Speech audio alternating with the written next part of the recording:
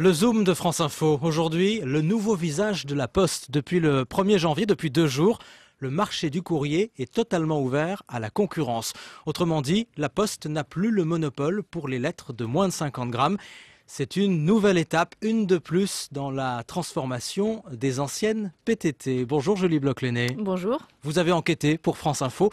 J'accueille également notre invité Jacques Cotta. Bonjour. Bonjour. Vous publiez cette semaine « Qui veut la peau des services publics » aux éditions Jean-Claude Gazevitch. Un chiffre, avant qu'on entre plus dans les détails. D'ici 4 ans, le volume du courrier échangé en France devrait encore baisser de 30%, Julie. Les Français s'échangent de moins en moins de lettres. Et du coup, les facteurs diversifient leurs activités. Quelquefois d'ailleurs, ça n'a rien à voir avec le courrier. Oui, effectivement, puisque les facteurs peuvent désormais relever les compteurs de gaz, installer les adaptateurs TNT, la télévision numérique terrestre, ou encore les boîtiers d'alerte pour les personnes âgées qui vivent seules. Les facteurs livrent aussi les médicaments. C'est ce que fait Catherine Chazali dans sa sacoche. Un sachet de pharmacie.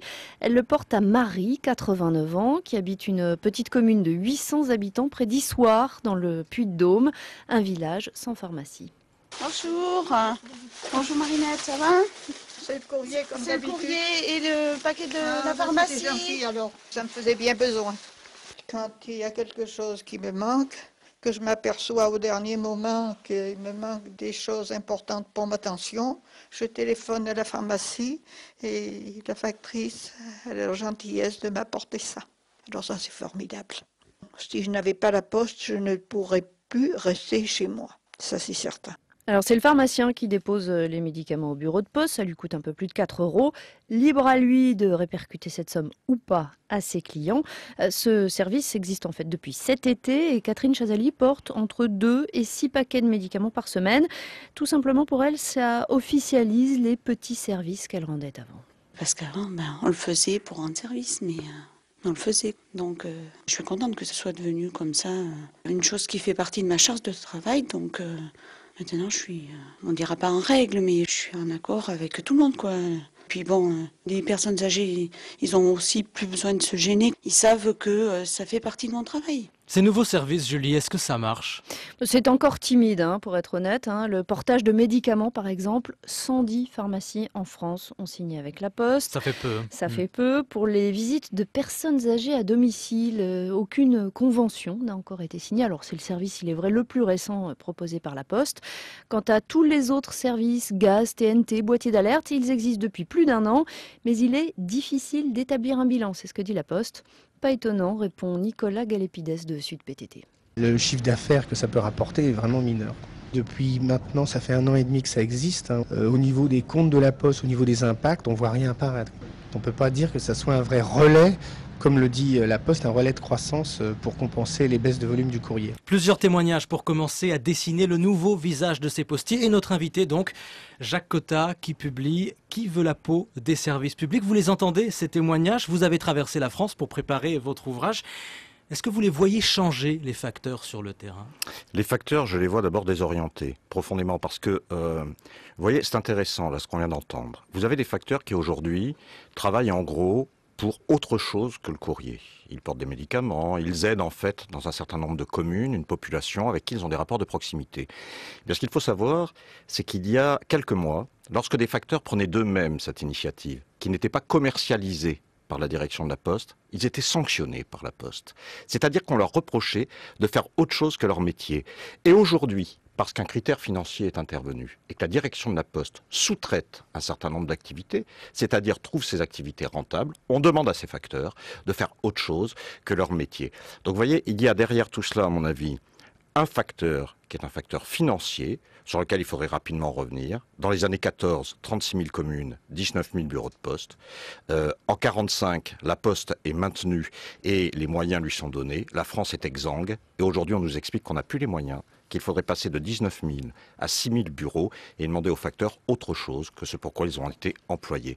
Il y a donc un problème qui n'est pas affirmé, qui à mon avis est plus un problème financier qu'un problème cohérent de fonctionnement. Et un problème d'activité également. La Poste rappelle régulièrement les mêmes chiffres de mémoire.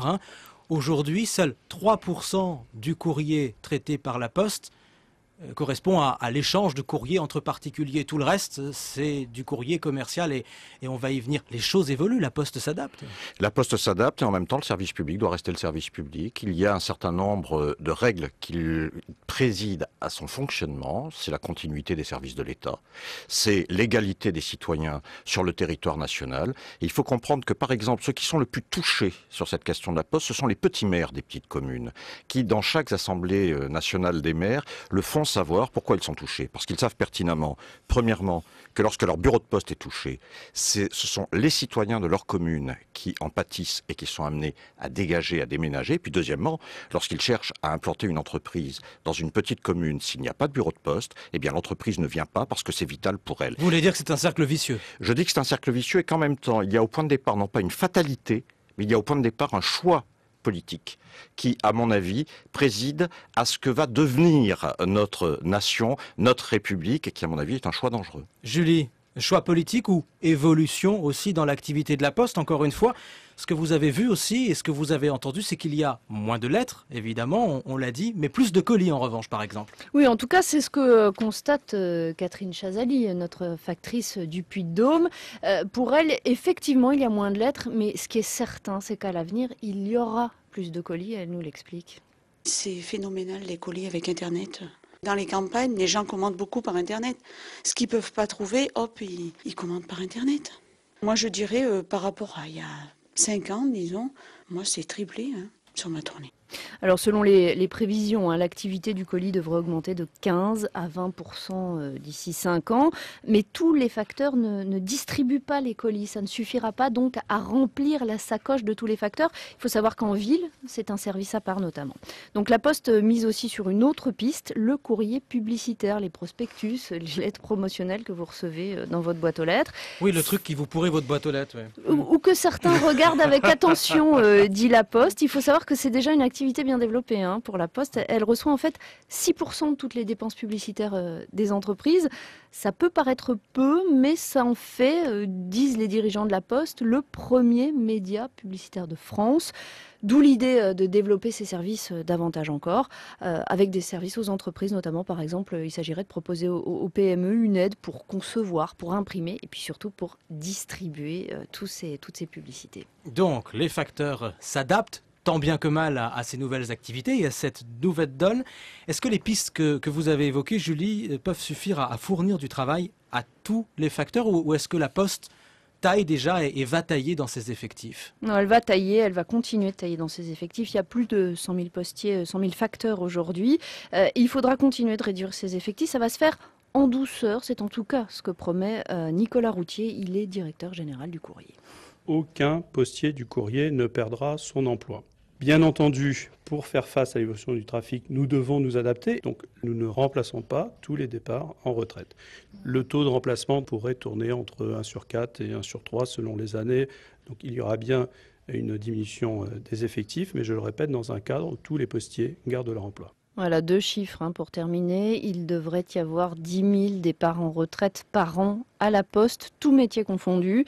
Et en moyenne, 3 000 seront remplacés. Julie Bloch-Lenné et cette enquête. Il y a aussi donc votre enquête, Jacques Cotta, avec ce livre qui paraît cette semaine.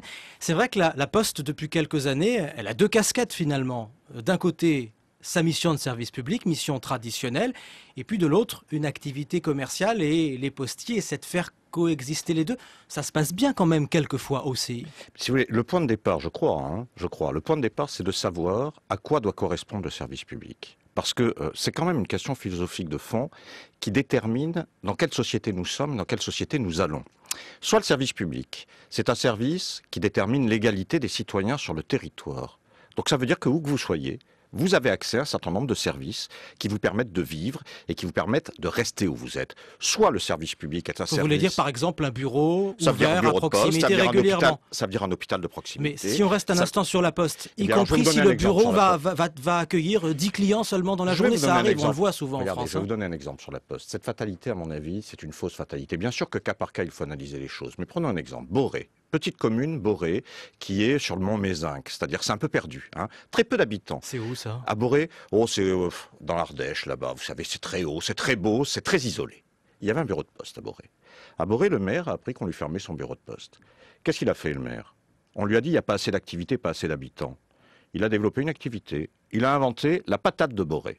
La patate de Boré, c'est une patate mauve qui permet de se manger de façon douce ou avec des plats de façon traditionnelle. Il a démarché l'ensemble, il a fait démarcher par ses habitants l'ensemble des grands restaurants du coin, bref.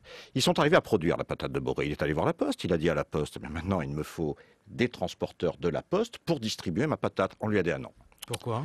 Parce que économiquement, on a décidé qu'on allait fermer le bureau. Et le bureau a été fermé. Et résultat, sa patate, il ne la garde pas, il la fait transporter autrement. Vous voyez bien que l'argument qui est mis en avant, d'autres activités, des colis, transformer le postier dans une autre activité également, sont des arguments qui sont, de mon point de vue, souvent des arguments de façade, qui cherchent en réalité à adapter la Poste aux directives européennes qui ont été acceptées et par Jospin et par Chirac à l'époque et qui rentrent dans la vie aujourd'hui et qui, en gros, permettent à des capitaux qui sont des capitaux privés de chercher des voies d'investissement et de rentabilité. Je pense qu'il y a d'autres facteurs derrière les décisions qui sont prises sur la Poste que seulement des critères de bon sens. Jacques Cottard et ceux de ce livre, Qui veut la peau des services publics, Jean-Claude Gazevich, ouvrage publié cette semaine. Ce Zoom est votre enquête, donc Julie Bloch-Léné sur internet, france-info.com.